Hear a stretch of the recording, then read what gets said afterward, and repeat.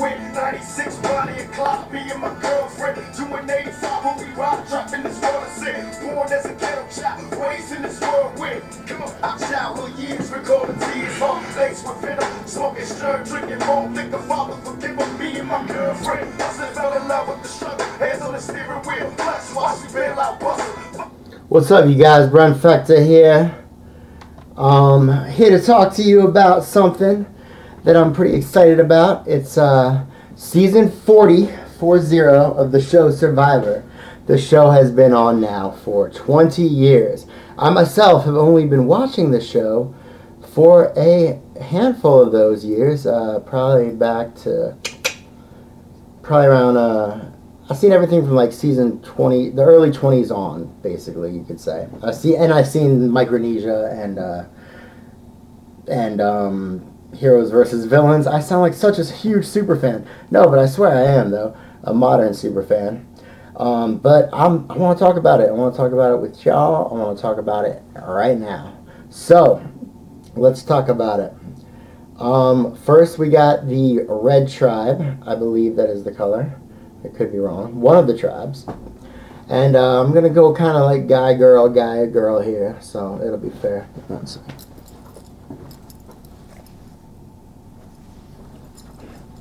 Alright, and we're going to start with somebody that I love a lot. Natalie Anderson. Natalie Anderson, season 29, Blood vs. Water. She won. She ran that season. She ran circles around those people. Let's be honest here. And, a lot of people are saying she's going to do well. I'm telling you, Natalie's going to be the first boot.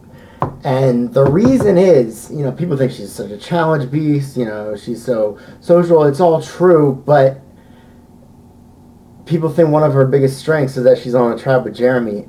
I see that as her biggest liability. And I think it's going to be the thing that gets her voted off. Reason being is because Jeremy is the guy who has that je ne sais quoi about him, that everybody's going to want to team up with him.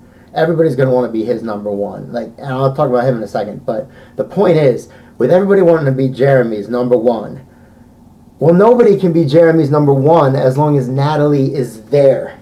Therefore, I believe that Natalie is the early boot. When I look at the ladies here, Parvati is going to run shit.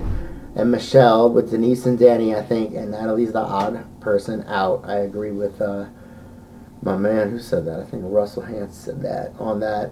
Sorry, Natalie, that sucks. Let's move on to my man, Jeremy Collins, one of the greatest winners of all time. Let's be real here. Like I was just saying, he's got that je ne sais quoi, that charm. I think he's the nucleus when you look at the tribe of guys here. I'll say all the tribe members, which I should have done a minute ago. You got Natalie, Jeremy, Parvati, Ethan, Danni, Boston Rob, Denise, Michelle, Adam, and Ben. Jeremy's the guy to draw to. Everybody's going to want to be cool with him. There's going to be the older guys, Ethan and Rob. There's going to be the younger guys, Adam and Ben. Jeremy's the guy in the middle. He's the guy who's going to be the nucleus, make the shit happen. And he's going to do very well, at least up until the merge. Because of his success on 31, they're not blind to him anymore. It's going to carry him for a while, his game, but he's going to have to find an early idol because I think that they're going to try and take him out around 11. And if he survives that assassination attempt by reading them right and playing his idol correctly, he probably could make it to 6, but I don't see him going much farther just because he is such a threat, a guy to draw to. He's going to get targeted. But he's going to have some fucking game.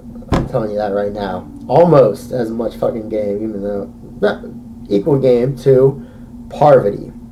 She is the female nucleus here. She has the je ne sais quoi. She's going to link up, I think, immediately with Michelle Fitzgerald, my winner pick, and also with Danni and Denise. I think that they're going to be a strong group of women. Natalie be the odd one out. I've heard, a little worry for Parvati that she and Rob have some beef. I think that these really big names are going to know that in the very beginning they have to not fuck with each other, because then there's no chance any of them will win. So I don't think that there will be shots fired yet, even though that tension might be there. So Parvati's going to make it at least into a swap. I think she's going to make it into the merge, well into the merge. Her and Michelle are going to be running shit, like I said. And Parvati's probably going to get taken out around 8, maybe.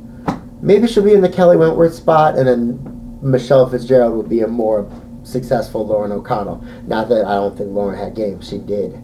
But I think Michelle's game is going to go better for her. And I think she's going to have Parvati on the jury. And yeah, I think she's too big a name to go farther than 7 or 8 is Parvati. But she will make it there. And she will be one of the greats in this season, for sure. Next we have Ethan. He's an honest guy, right? I mean, look, like I said, I haven't seen his season. I'm sorry, super fans. But this guy, I mean, he's on the pedestal. Like, people remember him. You know, he's on a pedestal like Boston Rob. He doesn't have a statue like Boston Rob. But there's no way that Ethan's going to be an early boot. Like, people like Ben and Adam will have reverence for this guy, you know? Like, I think that he will probably have more of a, you know, social and honesty, you know, alliance type game than an advantage heavy game. I think that he will work with Boston Rob. Now, a very interesting thing I saw on the show they had the other night, Wednesday night, was when the ladies pull up in their boat and everybody sees that Amber's on the tribe. There's a moment there, like, where Ethan's like, oh, your wife's here. And, like, it clicks with everybody, obviously. Oh, this guy's a double threat. And I think Ethan was kind of giving him the eyes like, I understand what this means for you. I got your back. I think that they'll be buddies, and Rob will eventually get taken out. Not right away, but he will. And then I think maybe Ethan and Tyson can link up and go kind of far. I don't see him in the end game, but I see him going as far as 5. I'll say that right now. All right, next is Danni. I gotta be honest, I can't read Danni very well. I didn't see her season either. I do think she'll go far. The question is she gonna be like a Kelly Wigglesworth, who it's been too many years since she played? I don't think so. I think she has more wherewithal than Wigglesworth, just from my man Peridium, what he filled me in on. But I think she'll be cool with Denise, Ethan, Parvati, and Michelle, and I think her game's gonna have some legs. But eventually, I don't know. I don't think she's gonna win because, you know, I told you she was gonna win. Anyway, next we got the guy, Boston Rob. Man, what can we say about my man Boston Rob? Haven't seen enough of Boston Rob lately, right? He hasn't been on our TVs in the last year or so, has he? Fucking Boston Rob. They drove by a freaking statue of him. Sandra's pissed at him. His wife pulls on the boat. Like, everything is stacked against this guy. This guy's dodging bullets literally on that little spit of sand in the middle of Fiji. Like, Rob's got bullets coming from everywhere. Now, how far will he go, realistically? Not far, right? Like, come on. Like, once they saw Amber, even those guys like maybe Tony, who were thinking like, you know, oh, we're big names, we should look out for each other. That was like, oh, hell no, we got to get this guy gone. His wife is here? Like, I don't think he's going to be a pre-swap boot, like I said. I don't think he's the first boot on this tribe. Maybe not even the second boot on this tribe, but I don't see Rob making... Okay, look, wait, let me rephrase that. I think the best Boston Rob can possibly do is make it to the merge. And then he'll be the merge boot. Or maybe the boot after the EOE returning. That would be the best that Rob, I think, can do. Sorry, Boston Rob. Thanks for the memories, bro. Denise Stapley, my girl. She's the one who beat my favorite player, Malcolm, in one of the greatest seasons. She was awesome. She attended every tribal. Denise is not threatening. Denise is a therapist, okay? Like, Denise has game. Like I said, I think we're going to see a Parvati-controlled female alliance this season. Denise, Danni, Parvati, and Michelle.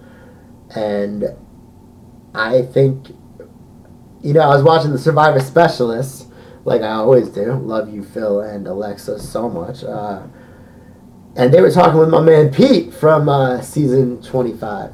And Pete doesn't think Denise is going to do well. I think Denise is going to go far.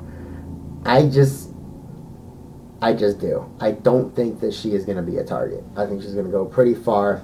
Worst case scenario, if the big dog theory is going to hold strong, they'll be like, oh, well, we need a non-entity out, and maybe it'll get pointed at Denise. But honestly, I think it's a bit more likely to get pointed at my man, Adam Klein from MVGX, my favorite season, till David vs. Goliath, actually. I'll have you know.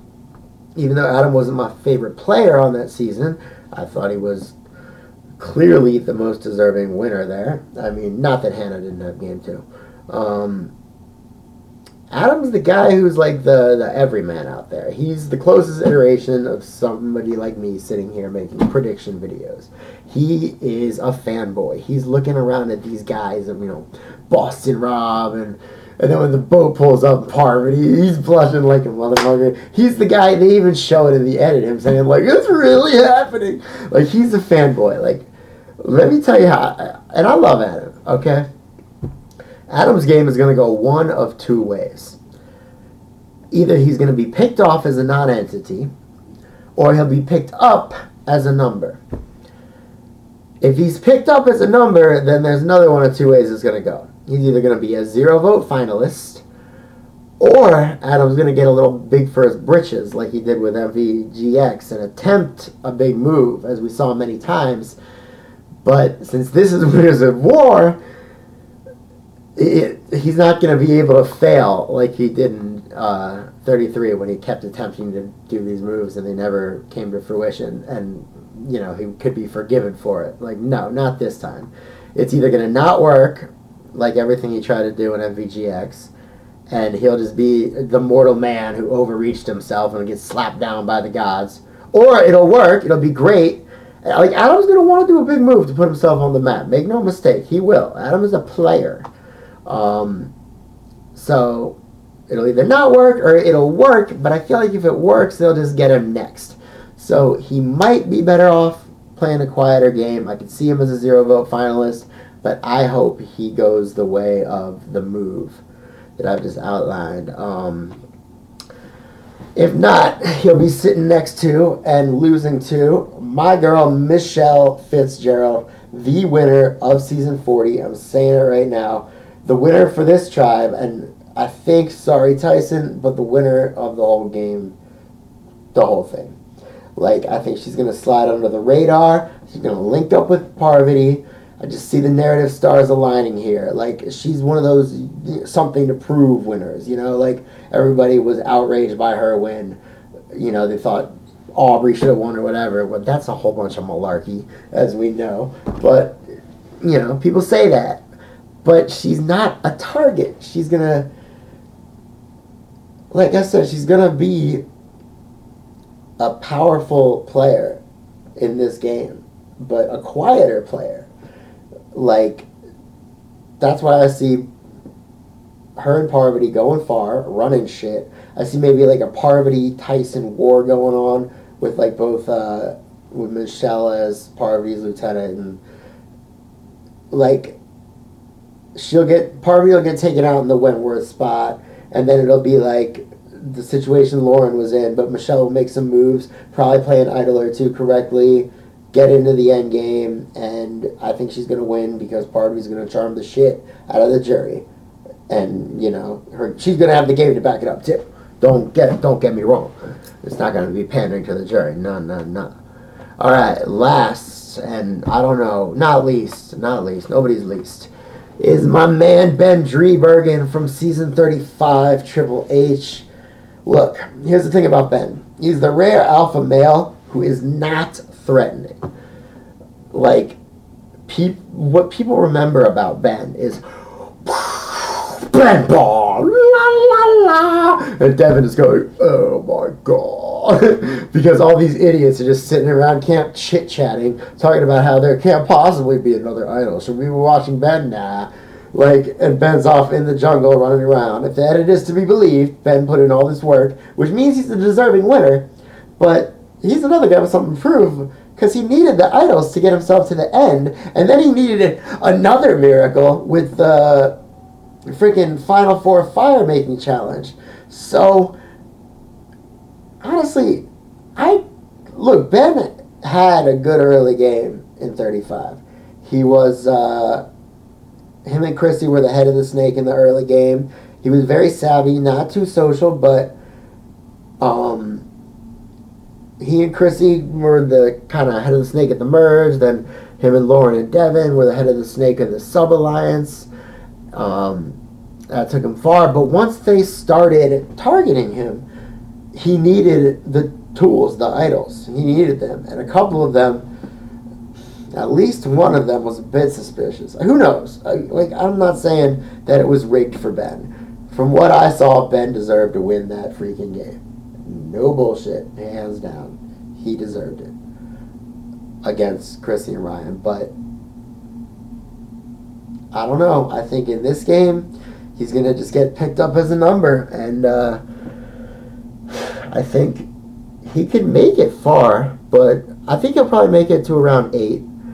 And when he does get picked off, it'll just be like, well, why not Ben? We need a name. Why not Ben? That's what I think.